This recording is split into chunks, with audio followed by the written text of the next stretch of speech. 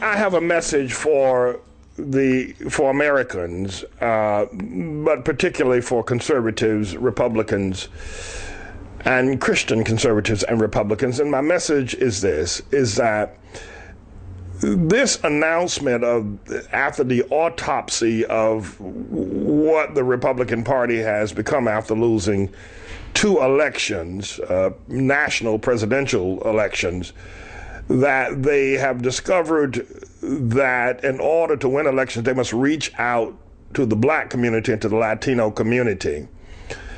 And in doing so, they would be able to put together a kind of a coalition of voters to put them at parity with the Democrats and the liberals. Well, all right, okay, that seems plausible. But can I just suggest something? And what I'm going to do is kind of step back, if you will, from my general rhetoric and just suggest a couple of things to you as if you want to win a national election. Understanding that blacks and Latinos make up a large part of the voting bloc, and you don't have enough strength in your own, if you will, culture and party affiliates to pull off a national election. The first thing is that the idea of trying to appeal to black people, as with what Rand Paul did at the historic Howard University this week, is ludicrous, if not preposterous, ridiculous. Because it first of all, just in terms of understanding the mindset of a political group, it just doesn't work. It was a bit insultive, if you ask me. But the other thing is that the only way, and Republicans need to understand this, and Mitt Romney said it, and he was right when he said it. Obama won the election because he gave people stuff. He gave them things, and that's why he won. Well, that's the truth. It's the truth, whether you like it, whether you think it's racist, or whether you think it's whatever, it's the truth. That's why he won. He gives people stuff. He gives the Latinos amnesty. He gives black people ghettos. He pays their food bills. He pays their sex bills. Black men can make babies. White people pay their bill. He pays for their rent. He pays their fuel bills. He buys their cars. The Democrats and the liberals, and Obama in particular in the lead. Unless Republicans are willing to do that, do you think by going and giving a history lesson to black people about Republicans' involvement in the formation of the NAACP or the promotion of blacks going back 100 years ago, do you think that's going to attract black people away from freebies, from track phones, from runaway food stamp access? Their housing is paid for. Black people, the Democrats, liberals pay black people nearly 80% of all black people are on some form of welfare, some form of subsidy. And some of them are 100%. Every dime they get comes from the government. And for them to go to Republicans who's not talking that and they ain't planning on doing that, I mean, are you crazy? Do you really think black people are going to give up all of that and vote Republican? It doesn't make any sense. And, you know, they say, well, we know that. Mitt Romney told us that. But we want to make an attempt to reach out anyway, so at the very least we can say we reached out. So what's that? Just a facade? You know they're not coming, but you're going to reach out there anyway to act like you like black people. Until you are willing. And not only do you have to pay their bills, 80% of black people in America, not only do you have to subsidize them in some way or the other, and make sure they get government jobs, and then you got to then contend with the pinch-nose black people who got an education, they're pinch-nose, but they want affirmative action. They want less requirements to get into college, they want less requirement for job applications, and they want less strenuous constraints if they do get a job for the government. They want to be treated differently. They want a different playing field. So even the pinch-nose ones that are not getting food stamps and that are working, you got to treat them special as well. And then beyond that, Republicans, you're going to have to say to all black people, we are your oppressors. We have been mean to you. We shoot you down in the streets. We bring drugs to the community and make y'all take them. You know, we take away jobs from you. We won't put you in the history books. You got to say that. Because liberals say that all the time. Liberal white folks say that all the time to black people. We've been bad to you, so therefore we want to be good to you. You got to say that to black people. Even if you give them food stamps, and even if you give the pension those black people, like Melissa Harris Perry and all the other crowd, you know, you give them a position, give them some money so they're not on welfare and they're living in a white neighborhood and everything, and you treat them like they're white. You still got to turn around and tell them, we've been bad to you. We've been mean. We white people, we are mean. You know, we beat y'all down. We won't give you a chance. We bring drugs to your community. You got to confess that. Look at the liberals. That's what they do. Look at liberal white folk. They do that all day long, nine times on Sunday. So unless you're willing to do that, conservatives and Republicans, then you're insulting people. You really are. And now, and you need to hear this. These are the words of Mitt Romney. He said Obama won because he gave people stuff. Black people want stuff. They don't want integrity. They don't want you telling them nothing about responsibility and hard work and pulling yourself up by your bootstrap. They don't want, you might as well just stand on 125th Street and march the Ku Klux Klan down through there and cuss everybody out you see this black by telling black folk that they need to be responsible and that they need to work hard and that America's a great nation. They don't want to hear that. You think black people want to hear? You lost your mind? Black people don't want to hear that. They want to hear you say America's an awful nation. They want to hear you talking about how bad slavery was. And then they want to say, well, here's what we're going to give you. We're going to give you all this money plus our 40 acres and a mule. And anything beyond that, conservatives and Republicans, is ridiculous. It is absolutely preposterous. I thought what Rand Paul did the other day was insulting. I'm amazed that he didn't cause a riot there at Howard University. Now, I like Rand Paul. I'm not trying to cover my tracks and things. I like Rand Paul. I do.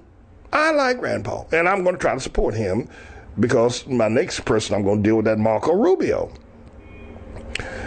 But that's ridiculous. You people are crazy.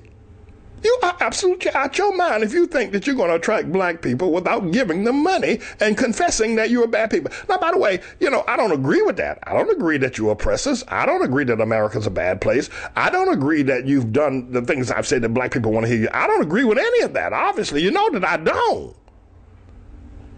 But you ain't going nowhere with black people unless you say it. You ain't going nowhere with them unless you say that. So now, figure out what you want to do.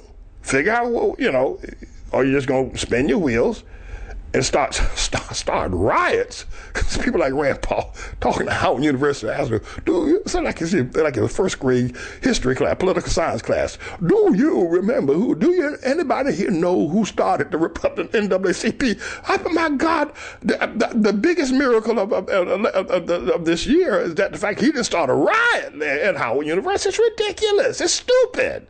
It's preposterous. It's ignorant of the truth. And you know the truth. You know that the only thing you can do for black people is give them stuff.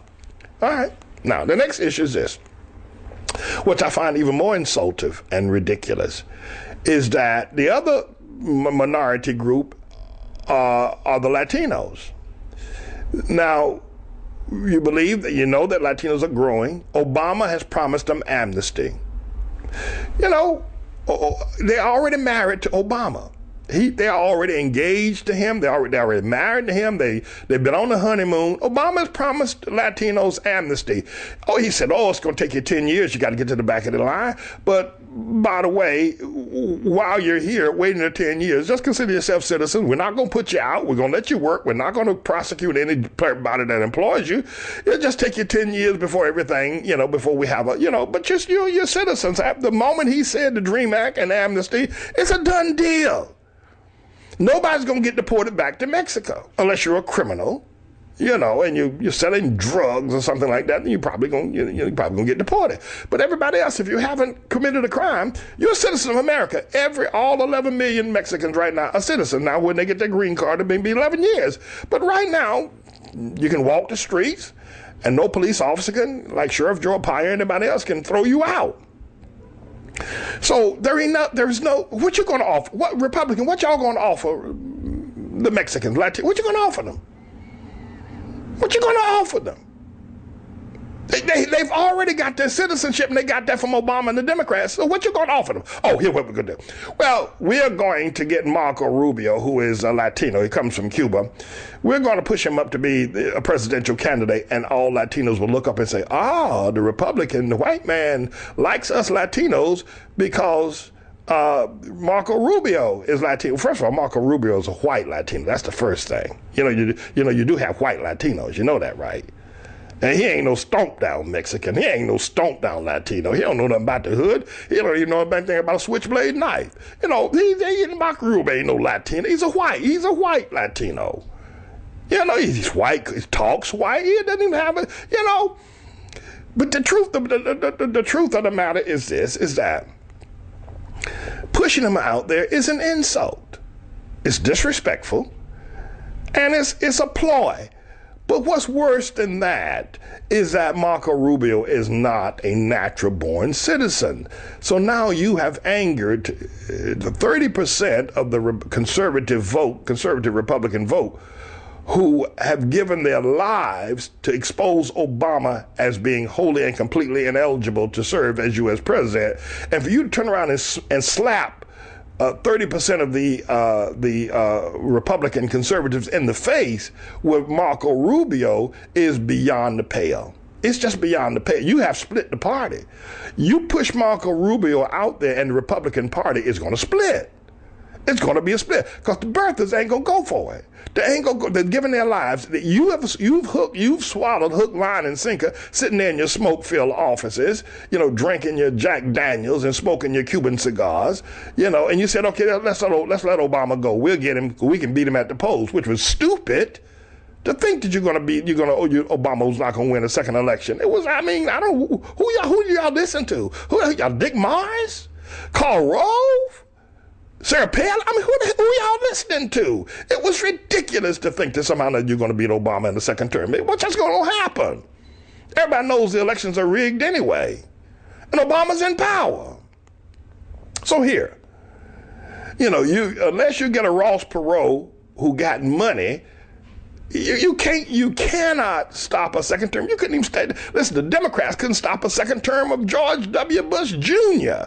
The elections are rigged. Everybody knows it. You know it. Y'all rig them. You rig them all over America. You rig congressional elections. You rig state elections. You rig them. Everybody knows that. So the man who got the most power is the one who gets to win. And you know that. So here, pushing Marco Rubio out there is going to start a third party. The birthers, which makes up 30 to 35% of and there are many other people in the Republican Party who also know Obama's ineligible, but they've swallowed that lie. They've gone ahead and what I consider to be, a racist point of view, just let him go because you think black people are going to riot. That's ridiculous.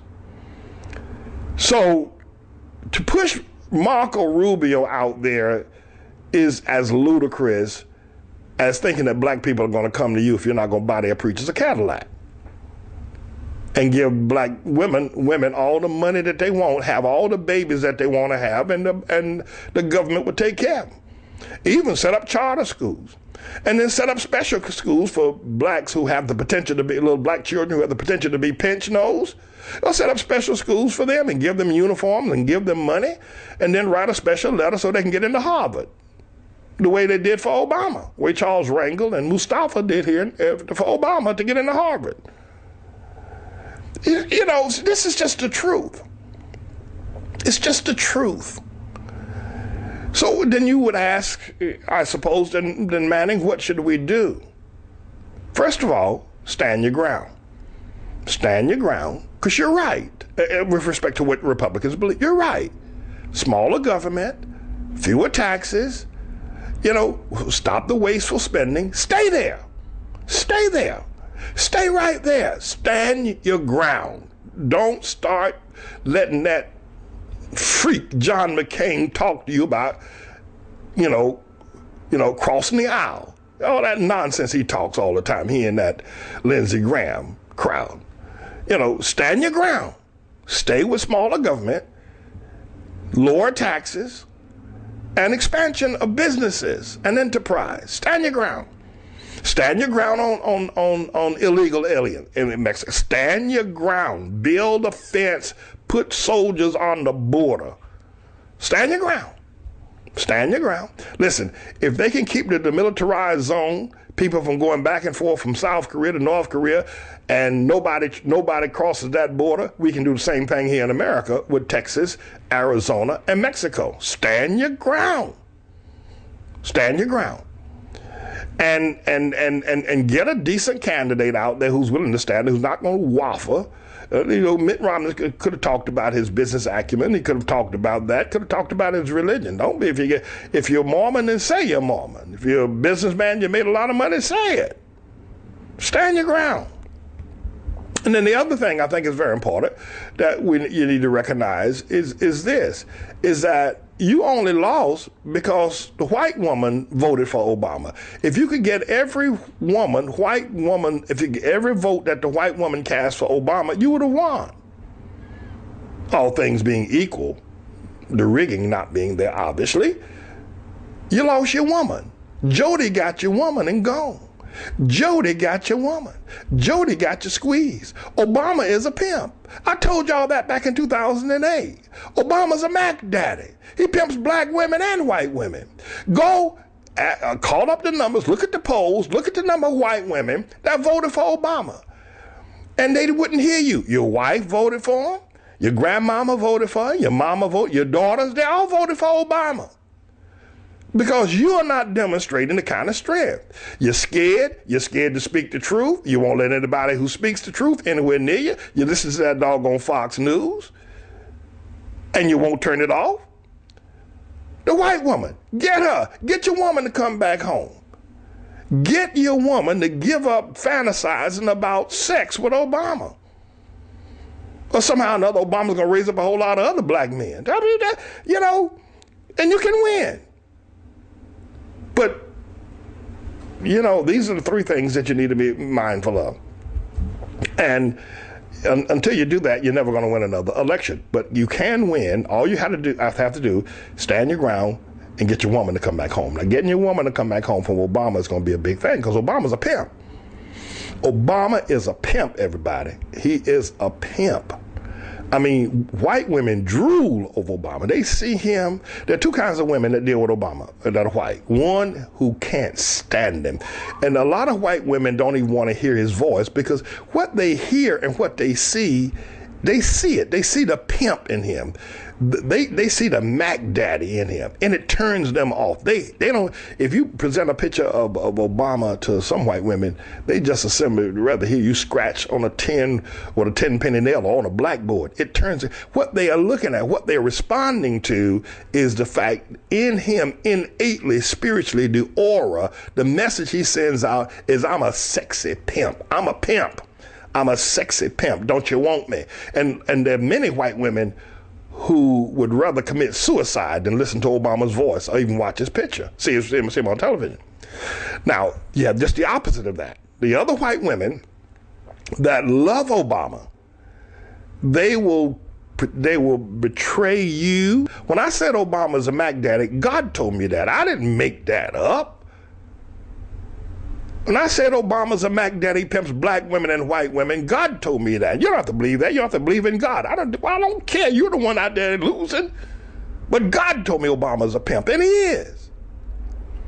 So you got to get that spell. And Obama is pimping. He is pimping black women. He's pimping men. Obama pimps white men. Chris Matthews says he gets a funny feeling running up his leg when Obama comes in the room. Obama pimps white men. I mean, they're white men that are having conniptions. I mean, their sex symbol is Obama. He's a pimp, everybody. He's a pimp.